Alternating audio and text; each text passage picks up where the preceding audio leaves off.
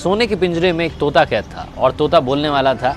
राजा जी के यहाँ पर यह प्रथा थी कि महीने में 2 बार कथा होती थी और कथा सुनाने के लिए जब भी पंडित जी आते, जब भी वो अध्याय खत्म करते तो हर अध्याय के आखिरी में कहते हरि मिले तो बंधन छूटे। और जैसे ही पंडित जी ये कहते तोता कहता पंडित झूठा है।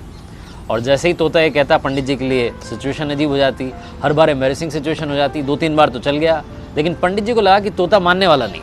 पंडित जी अपने गुरु के पास गए और गुरु जी को बताया कि वहाँ पर जब राजा के यहाँ पर कथा सुनाता हूँ और कहता हूँ कि हरि मिले तो बंधन छूटे, तो तोता कहता है कि पंडित झूठा है। ये तोता पंडित झूठा है बार बार क्यों कहता है? तो गुरु जी ने कहा कि चलते हैं, चल करके तोते से बात करते हैं। गुरु जी पंडित जी के साथ में तोते के पास पहुंचे और तोते से पूछा कि भैया बात क्या है? तो तोते ने बताया कि गुरु जी एक बार मैं एक ऋषि के आश्रम में पहुंचा, वहाँ पर मंत्रोच्चारण हो रहा था, जो उनके शिष्य थे मंत्र बोल रहे थे। मैंने एक मंत्र सुन लिया और मंत्र याद करके मैंने रिपीट कर दिया।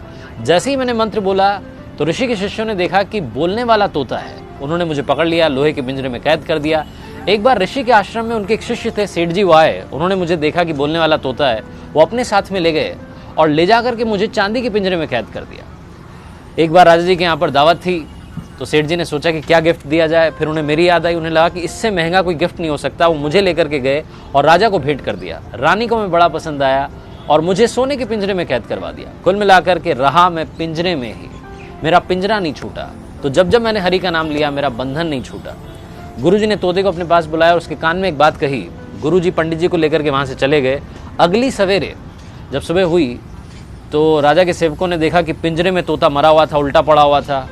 उन्हें बड़ी चिंता हुई और राजा को बुलाने गए। पिंजरे का गेट खोला और जैसे ही गेट खोला तोता उड़ गया और उड़ते उड़ते बोला गुरु मिले तो बंधन छूटे। इस लाइफ में सही गाइडेंस का होना बहुत ज़रूरी है। आप किससे सलाह ले रहे हैं बहुत ज़रूरी है।